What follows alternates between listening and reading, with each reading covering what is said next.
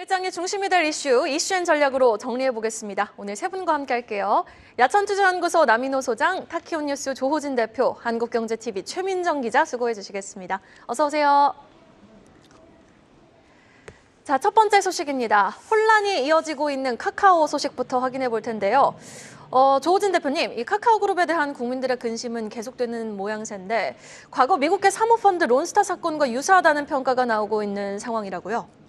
예, 론스타 사건에 이제 그 외환은행, 외환카드를 갖다가 이제 그 뭔가 회사에 부실이 있거나 뭐 카드 주가에 좀 문제가 있다고 해서 이제 회사 전체가 전체적으로 안 좋아졌습니다. 안 좋아진 상황에서 그 론스타가 인수를 했는데 나중에 이거 적발되면서 이제 토해내는 결과가 있었습니다. 그 론스타 닮은 꼴이라는 거는 예를 들면 이제 카카오가 이제 올해 이제 그 SM을 인수하는 과정이 있었는데 거기 주가 조작이 있었고 주가 조작이 있었는데 이게 만약 확인된다면 카카오의 카카오뱅크에 이제 그 지분을 갖고 있기 때문에 대주주 적격성 심사 면에서 이제 문제가 생긴다. 그러면 카카오뱅크를 갖다가 토해내는 결과도 있다. 이런 맥락으로 보는 것 같습니다. 현재 이게 좀 되게 심각한 상황이고 치명적인 결과가 몇 가지 있기 때문에 차분하게 먼저 현재 상황을 좀 정리를 해보자면 그 배재현 카카오 투자총괄 대표가 구속이 됐습니다. 이게 그 금감원의 특사경, 그 사실은 이제 원래 좀 있긴 했지만은 그 이번 정부 출범하면서 이제 이복현 원장이 취임하면서 이복현 원장은 아시겠지만 원래 검사 출신입니다. 검사 출신인데 주목해야 될 점은 검사로서 이복현 원장이 삼바 사태의 주인 검사였습니다. 그래서 삼바 사태가 이제 상당히 불거지면서 그 우리나라 많은 여론에서 삼바 사태를 왜 이렇게 키우느냐 뭐 반대 여론이 만만치 않았지만 그걸 무릅쓰고 갈 수 있는 이복현 원장이 당시 주인 검사로서 이제 삼바 사태를 총괄했던 분입니다. 이분이 이제 금감원 원장이 됐다는 자체가 사실 윤석열 정부에서 많은 이제 자본시장과 그 주가 조작에서 철퇴를 가하겠다는 의지를 표명한 것인데 이복현 원장이 사실 첫 번째 작품이 카카오가 됐습니다. 그래서 이런 맥락에서 배재현 대표를 구속했고 그리고 지난주에 이제 김범수 의장을 갖다가 이제 포토라인에 세웠습니다. 포토라인에 세웠다는 것은 김범수 의장을 구속시켰던 의지가 내비친다 이렇게 해석할 수가 있습니다. 이런 것들은 모두 카카오에 대한 되게 안 좋은 조짐이라고 볼 수 있고 그다음에 또 짚어야 될 건 무엇이냐면은 카카오가 이제 그 SM을 갖다가 인수를 하면서 원아시아 펀드랑 이제 맞춰서 이제 SM을 인수를 했는데 그러면 같이 협업을 해서 인수를 했으면은 5%의 그 원아시아 펀드를 같이 집어넣어야 되는데 같이 집어넣지 않았다는 것입니다. 이거는 이제 5% 공시를 위반이기 때문에 이 점을 갖다가 또 이제 그 검찰이나 특사경이나 모두 입증 가능하다 이렇게 보는 것 같습니다. 그렇다면 이게 만약에 이런 식으로 수술이 흘러간다면 사실 카카오에 아까 제가 서두에 말씀드린 대주주 적격성에도 문제가 생긴다. 그러면 카카오뱅크가 원래는 이제 그 사실은 문재인 정부 시절에 아주 큰 특혜를 받아서 카카오가 카카오뱅크를 출범시킨 것이거든요. 이런 특혜가 사실 없어진다면은 아까 말씀드린 대로 카카오뱅크에 대한 경영권도 사실 토해내는 것이 아니냐 이런 이제 전망이 있습니다. 그래서 이런 관점이 있기 때문에 사실 아까 말씀드린 하나하나의 이슈를 갖다가 언론 이슈를 갖다가 잘 살펴보시고 공식적으로 검찰에서 어떻게 발표하는지 보시고 검찰이 발표할지라도 사실 카카오는 당연히 거기 재판 과정에서 또 반발을 할 것입니다. 최종적으로 이제 1심 재판부, 2심 재판부에서 어떻게 결과 나올지도 주목하시면 좋을 것 같습니다. 네, 정치적인 어떤 이해관계에도 좀 결부가 돼 있으니까 그것도 좀 봐야 된다 뭐 이런 설명이시고요. 3분기 실적 조만간에 이제 나오죠. 수익성이 뭐 좋을 것 같지는 않은데 어떻습니까, 전망이? 예, 뭐 전망이 좋진 않습니다. 특별히 이제 우리가 또 시장의 어떤 그 현재 지표도 중요하지만 미래 가치가 또 주가에 많이 중요하지 않습니까? 근데 네이버는 부족하나마 챗 GPT를 내놨었습니다. 근데 카카오는 못 내놨죠. 그러니까 제가 부족하나마 내는 것은 실질적으로 이제 챗 GPT, 네이버가 내놓은 챗 GPT에 대한 평가, 전문가들 평가 좋진 않습니다. 그런데 아예 카카오 못 내놨다는 것은 그보다도 훨씬 더 준비를 못 하고 있다. 그러면 인터넷 포털 기업인데 챗 GPT를 못 내놓는다. 이건 상당히 심각한 경쟁력이 안 좋다라고 볼 수가 있습니다. 이런 점에서 카카오는 내후 외환을 갖다가 동시에 겪고 있다라고 보겠습니다. 네, 좀 전에 우리 카카오 주가 우리 화면에서 이제 보셨지만 날개 없이 추락하는 것 같습니다. 이거 좀 반등의 어떤 계기가 있으면 좋겠는데 지금 당분간은 쉽지 않겠다 뭐 이런 설명도 있었고요. 일단 악재 가득한 시장이죠. 전반적으로 증권업계도 3분기에 부진한 실적을 내놨습니다. 최민정 기자, 우리 한국경제TV 기자. 고금리 장기화, 증권사들이 올해 3분기 부진한 성적표를 지금 받고 있거든요. 하나증권 또 신한투자증권 적자를 냈는데 두 증권사 실적 먼저 전해주시죠. 네, 오늘 아침 쌀쌀해진 날씨처럼 증권가에도 찬바람이 부는 모습 확인할 수 있었습니다. 이번 실적 부진의 원인으로는 IB 부문의 타격이 큰 것으로 확인됐는데요. 문제는 아직 실적이 나오지 않은 증권사도 이렇게 부진한 실적을 낼 것이라는 전망이 우세한 상황입니다. 지금 화면 보시는 것처럼 지난 27일 실적을 발표한 신한투자증권은 올해 3분기 185억 원의 단기 순손실을 기록했다고 전했습니다. 신한투자증권 관계자는 금리 상승과 주가 하락에 따른 자기매매 손익 감소, IB 관련 수수료 감소, 투자 상품의 충당 부채 적립 등으로 순이익이 감소했다고 언급했습니다. 하나증권도 상황이 비슷한데요. 하나증권도 2분기에 이어 3분기 489억 원의 순손실을 기록했다고 전했습니다. 매출도 2조 4,834억 원으로 전년 동기와 비교하면 60% 가까이 줄었는데요. 하나증권은 IB 자산들에 대한 충당금 확대 영향이라고 실적 부진을 설명했습니다. 다만 NH투자증권과 KB증권은 각각 1,800억, 1,531억 원의 영업이익을 기록하며 다른 증권사와 비교해서는 다소 양호한 성적을 기록했습니다. 증권사의 실적에는 빨간불이 켜진 모습입니다. 지금 최근 흐름까지 좀 부진하면서 앞으로도의 전망에도 지금 먹구름이 들이우는 거 아닌가라고 우려 섞인 목소리가 커지고 있는데 증권사들의 증권주 실적 전망은 어떻게 나오고 있습니까? 네, 요즘 뭐 주식 너무 안 좋다, 장이 안 좋다 이런 얘기 정말 많이 나오는데요. 이런 이야기들이 나오면서 4분기 거래대금 감소 등의 영향으로 4분기 실적도 더 안 좋을 것이다라는 게 증권가의 설명입니다. 당분간 증권업의 상승 모멘텀이 없을 것 같다는 설명인데요.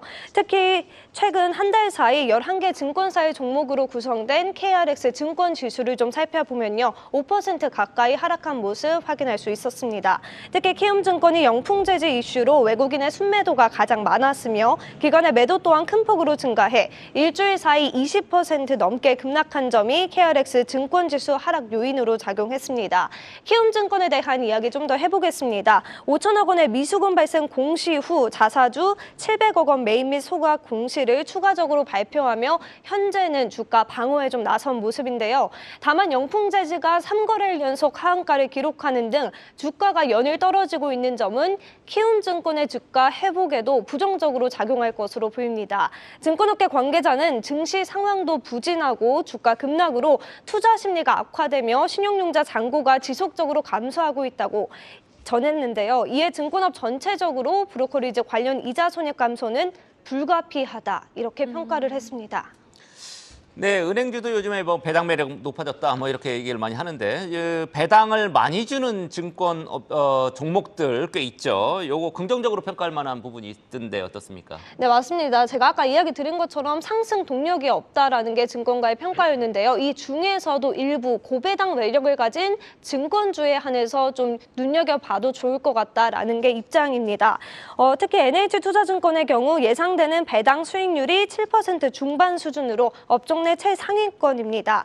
강승건 KB증권 연구원은 NH투자증권은 지난해 이익의 큰 폭의 감소에도 불구하고 배당 성향 상향을 통해 주당 배당금을 방어했다는 점에서 최근 대외 불확실성이 확대되는 구간에서 주가 하방 경직성을 좀 기대해 볼 수 있다 이렇게 언급했습니다. 또 두 번째로 배당 수익률이 높은 삼성증권에 대해서도 긍정적인 평가 나왔는데요. 상대적으로 실적 내에서 리테일 관련 비중이 높은 점과 또 업황이 부진한 시기 이지만 과거부터 리스크 관리를 철저하게 해왔던 점에 좀 주목할 만하다 이렇게 언급을 했습니다. 이어서 30% 중반의 배당 성향을 꾸준히 유지해오고 있어 기대 배당 수익률도 높은데 연간 실적 개선에 힘입어 7% 초반대의 배당 수익률을 기록할 것으로 전망한다 이렇게 덧붙였습니다. 다만 증권업은 다른 섹터와 비교해 앞날을 좀 가늠할 수 없기 때문에 변동성이 큰 업종인 만큼 이익의 변동성이 높다는 점을 감안해서 투자해야 한다고 덧붙였습니다. 배당 성향이 높은 NH투자증권, 삼성증권은 특별히 또 주목을 해보도록 하겠습니다. 이어서 이렇게 경기가 얼어붙으면서 복합 위기에 처한 또 다른 업종 이야기로 넘어가 보도록 하겠습니다. 철강업계 소식입니다.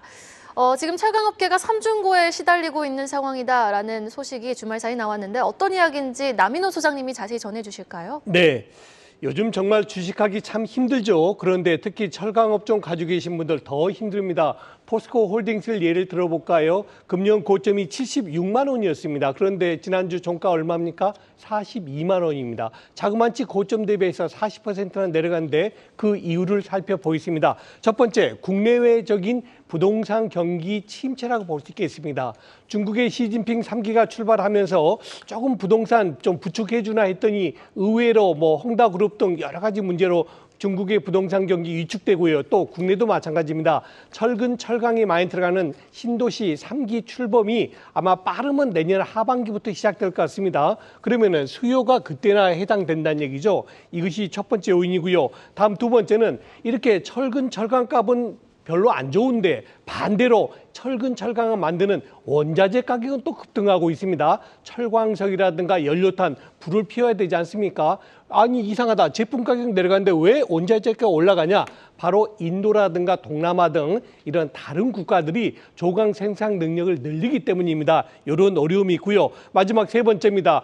방금 말씀드린 대로 중국과 일본의 경기 침체, 부동산 경기 침체되다 보니까 그네들이 조금 그 수요가 남는 철근, 철강을 우리나라에 역수출하는 겁니다. 그런데 특히 요즘 어떻습니까? 일본은 사상 최대의 엔저 아닙니까? 달러당 150엔까지 지금 넘어간 국면인데 이러다 보니까 자연스럽게 일본의 철근, 철강값이 가격 경쟁력이 생기는 거죠. 이런 세 가지 요인 때문에 철근, 철강값이 굉장히 힘들고 또 마지막입니다. 방금 전국제에서도 지적이 있었습니다만 포스코가 창업 이래 처음으로 55년 만에 처음으로 지금 파업 위기에 빠져 있습니다. 물론 오늘 오후 5시에 조정위원회에서 어떤 결과 나올지 지켜봐야 되겠습니다만 만일에 거기서 일이 잘 해결 안 된다면 55년 만에 처음으로 포스코가 파업에 들어갈 위기도 처해 있다. 이건 역시도 철강주에 굉장히 악재로 작용하고 있습니다. 네, 지금 말씀 들어보니까 이제 중국의 침체, 특히 이제 부동산 쪽의 침체, 그다음에 경쟁이 격화하고,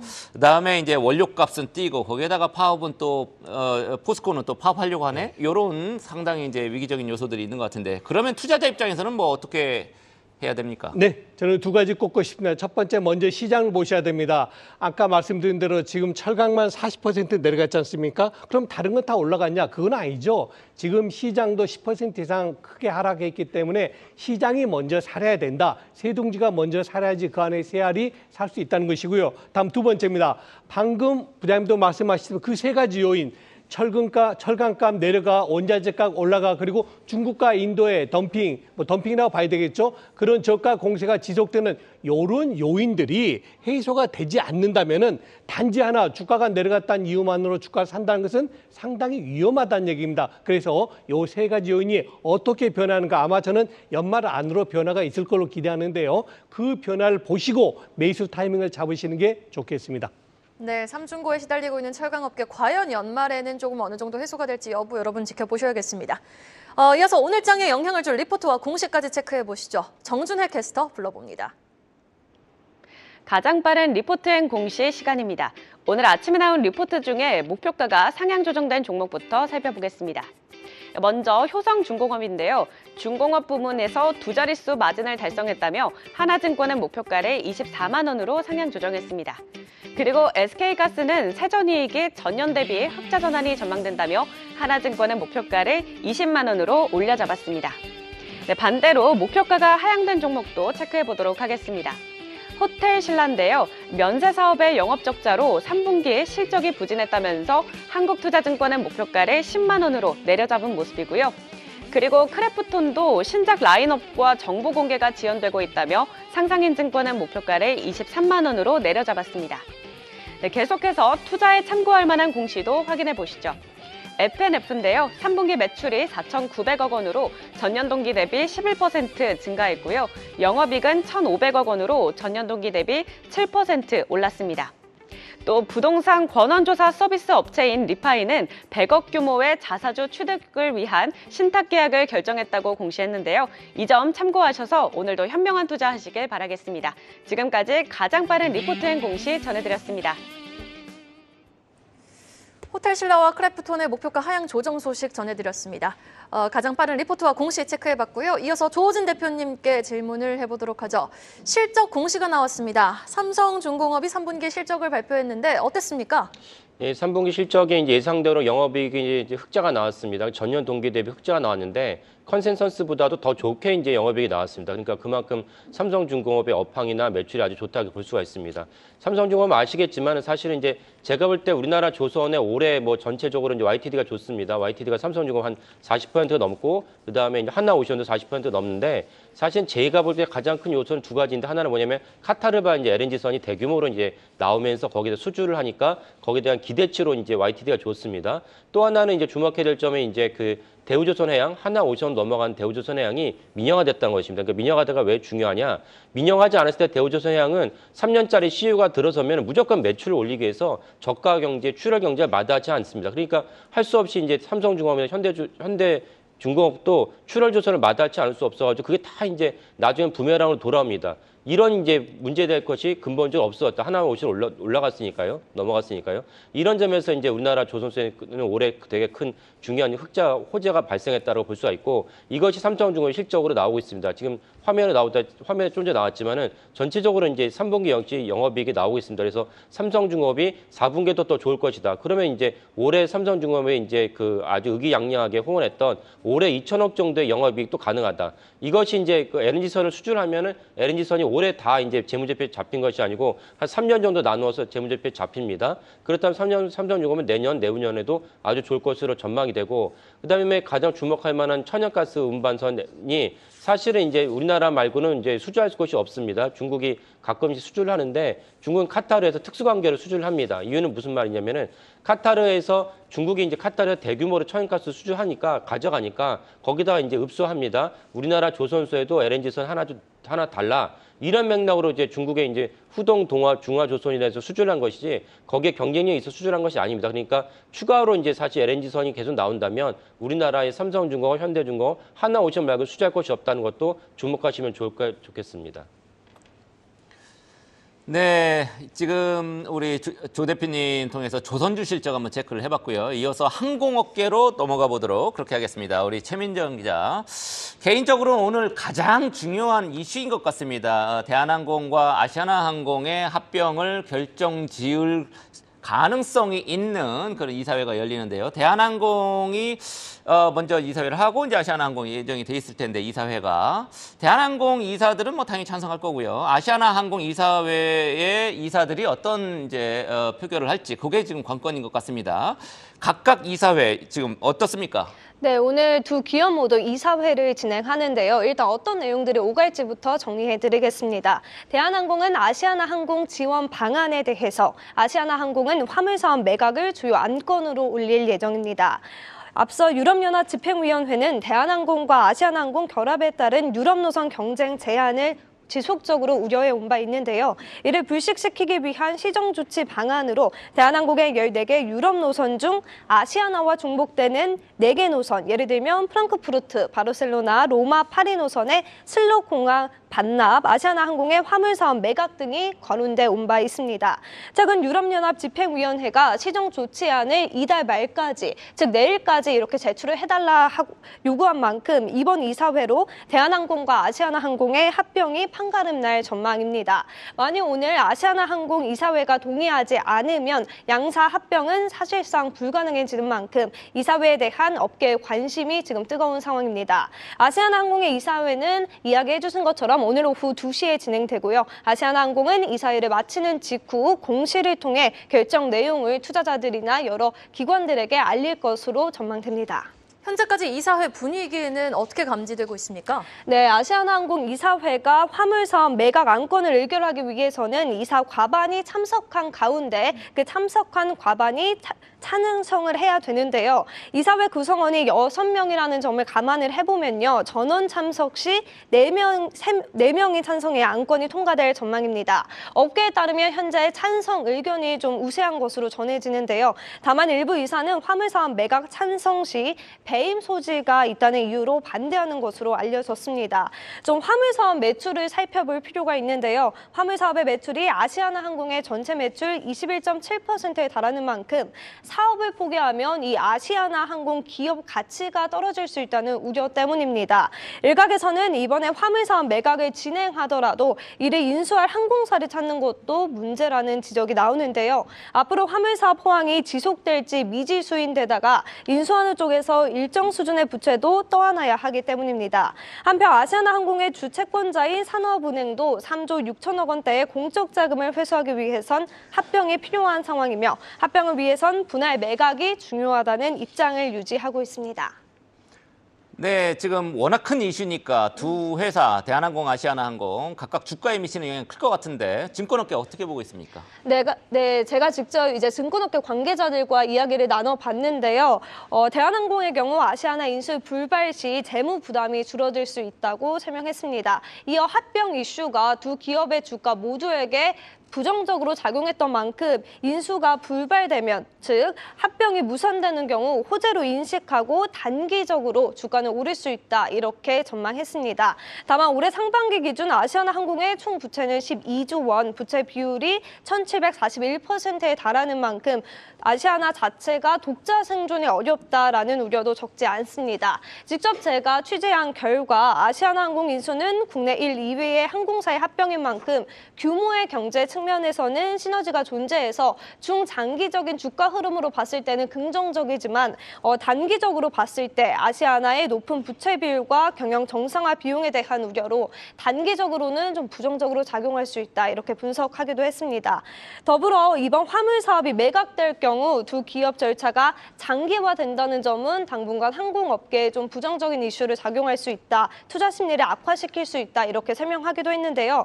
장거리 노선 또 화물 사업 매각 등 국내 항공업종의 재편이 예상됨에 따라 합병 지연은 전반적인 항공업종 주가에 부정적으로 작용할 수 있다, 이렇게 내다봤습니다. 특히 아시아나항공 화물사업부가 매각되더라도 또 EU 심사부가 어떻게 할지 모른다는 점도 이 미지수, 불확실성이라는 측면에서 주가에 부정적으로 작용할 전망인데요. 향후 미국과 일본 경제 당국에서도 더한 수준의 요구가 올 수 있다는 점이 두 기업에게 부정적으로 작용할 수 있다는 설명입니다. 마지막으로 이 유가 얘기를 빼놓을 수 없겠죠. 유가가 오르는 점도 항공주의 악재로 작용하고 있습니다. 통상 항공사 지출 비용으로 30% 정도를 항공료에 차지하고 있기 때문에 항공료 가격이 오르면 영업 비용 부담이 커지고 또 모객 수가 비용 증가세를 받쳐주지 못하면 이거는 항공사의 실적 악화로 연결될 수 있기 때문입니다. 그래서 항공주에 대한 투자를 하실 때는 이러한 점들을 좀 고려해서 투자하시는 게 바람직해 보입니다. 3년간 이어져온 대한항공과 아시아나 합병 이슈, 오늘 오후 2시 아시아나항공의 이사회 전후로 나올 수 있는 공시 내용 계속해서 한국경제TV와 함께 챙겨보시죠. 이어서 남인호 소장님께 마지막 질문 드려보도록 하겠습니다. 최근 약세장에서도 큰 손으로 분류되는 10억 이상 보유한 자산가들이 매수하는 특정 종목군이 있다고 하는데 어떤 종목입니까? 네, 그렇습니다. 정말 요즘 같아서는 주식 사고 싶은 마음 별로 안 듭니다. 그럼에도 불구하고 말 그대로 10억 이상 고액 자산가들이 매수하는 종목이 있어서 소개해드리겠습니다. 가장 눈여겨보셔야 될 게 LG엔솔입니다. LG에너지솔루션 같은 경우 어떻습니까? 고점 60만 원, 지금 얼마죠? 40만 원입니다. 자그마치 30% 하락했습니다. LG엔솔 실적 나빠졌습니까? 아니요, 좋아졌습니다. 그럼에도 불구하고 이렇게 많이 빠지다 보니까 가장 매수 1순위로 올라왔고요. 다음 두 번째가 삼성 SDI도 역시 2차 전지의 급락으로 인해서 굉장히 가격 메리트가 커진 걸로 보여집니다. 마지막 세 번째, 코스닥 레버리지. 물론 코스피도 많이 하락했습니다만 최근에 코스닥 같은 경우 더 낙폭이 크지 않습니까? 그래서 이제 곧 저점이 올 거야라는 기대감으로 매수한 걸로 기대됩니다. 또 다른 증권사에서 파악한 것은요, 하이닉스를 매수를 크게 했는데요. 하이닉스는 어떤가요? 사실은 지금 많은 분들이 하이닉스 실적 나쁘다 그러는데 저는 반대로 생각합니다. 하이닉스 매출이 24% 늘었고요. 전분기 대비해서 또 영업 손실도 마이너스 38%나 영업 손실이 줄었습니다. 물론 아직은 흑자 전환이 아닙니다만 제가 볼 때 빠르면 4분기, 늦어도 내년에는 HBM 등으로 해서 흑자 전환이 기대가 된다, 이렇게 정리하겠습니다. 예, 큰 손들이 이제 뭐 매입한다고 하니까 저도 막 따라서 사고 싶은데 저는 매우 작은 손이거든요. 이렇게 큰 손들이 주식을 매수하는 이유 뭐가 있습니까? 있습니다. 바로 그 이유가 저는 학습 효과라고 보는데요. 과거에도 우리 시장은 상승과 하락을 반복했습니다. 꾸준히 끝없이 오르는 상승도 없고 끝없이 내리는 하락도 없지 않습니까? 자, 그러면 큰 손들이 보는 판단은 뭐냐? 분명히 이들 기업들이 방금 소개해드렸던 삼성 SDI라든가 LG엔솔, 하이닉스 이런 것들이 지금은 주가가 내려가지만 이제 시장의 안정을 찾고 기대했던 것보다 실적이 좋게 나왔다고 제가 말씀드렸지 않습니까? 이런 종목군들이 시장이 턴어라운드 할 때 다시 상승 전환될 때는 먼저 더 많이 오를 것이라는 학습 효과를 큰 손들은 정확히 알고 계십니다. 저도 한 말씀 더 붙이겠습니다. 굉장히 현명한 투자입니다.